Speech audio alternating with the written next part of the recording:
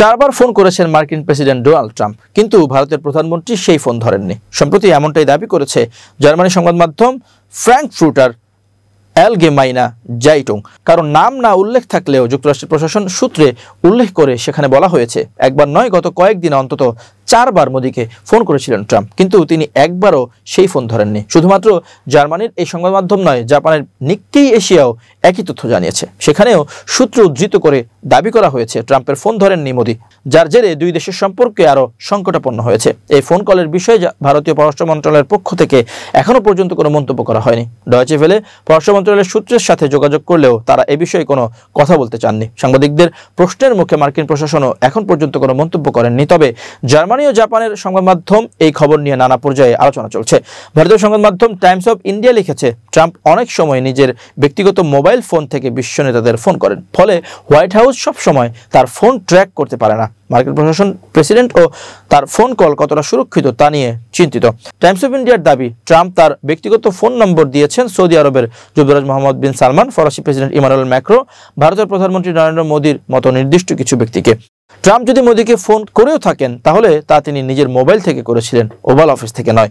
ভারতের প্রশাসনিক প্রোটোকল অত্যন্ত বেশি, ভারতের নেতা মন্ত্রীরা সেই প্রোটোকল মেনে চলেন, ফলে মোবাইল থেকে ফোন এসেছিল বলে মোদি ধরেননি এমন চিন্তাও উড়িয়ে দেওয়া হচ্ছে না। যদিও এ বিষয়ে প্রশাসনের পক্ষ থেকে কিছু জানা হয়নি।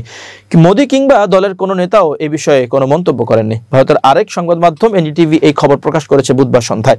সেখানেও বলা হয়েছে, যদি এই খবর সত্যি হয় তাহলে দুই দেশের সম্পর্কে এর প্রভাব পড়বে। বিশেষজ্ঞদের মতে ভারত পাকিস্তান সংঘাত নিয়ে ট্রাম্পের মন্তব্য অভ্যন্তরীণ রাজনীতিতে মোদিকে যথেষ্ট বিড়ম্বনায় ফেলেছে। ট্রাম্প একবার নয় অসংখ্যবার বিভিন্ন মাধ্যমে দাবি করেছেন তার মধ্যস্থতায় ভারত পাকিস্তান সংঘাত বন্ধ হয়েছে। পাকিস্তান কার্যত তা মেনে নিয়েছে, কিন্তু ভারত দাবি করছে দ্বিপক্ষীয় আলোচনার মাধ্যমে এই সংঘাত আপাতত বন্ধ হয়েছে। সেখানে যুক্তরাষ্ট্রের কোনো ভূমিকা নেই।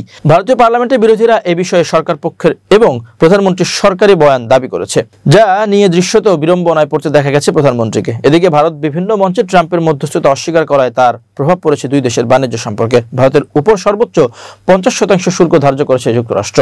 সম্প্রতি ট্রাম্প সংবাদ মাধ্যমের সামনে বলেছেন, ভারত পাকিস্তান সংঘাতে অন্তত 60টি যুদ্ধবিমান ধ্বংস হয়েছে। বিমানগুলো কাদের তা অবশ্য তিনি উল্লেখ করেননি। যুক্তরাষ্ট্র হস্তক্ষেপ করে পারমাণবিক লড়াইয়ের আশঙ্কা বন্ধ করেছে বলেও দাবি করেছেন তিনি। এর কোনো কিছুই ভারত পছন্দ করেনি বলে বিশেষজ্ঞদের অভিমত। মোদি সে কারণে ট্রাম্পের ফোন উপেক্ষা করে থাকতে পারেন বলে মনে করা হচ্ছে। আন্তর্জাতিক সম্পর্ক বিশেষজ্ঞ অধ্যাপক অনিন্দ্যজ্যোতি মজুমদার ডয়েচে ভেলেকে বলেছেন, যদি সত্যি এই ঘটনা ঘটে থাকে তাহলে তার প্রভাব দুই দেশের সম্পর্কে পড়বে, সন্দেহ নেই।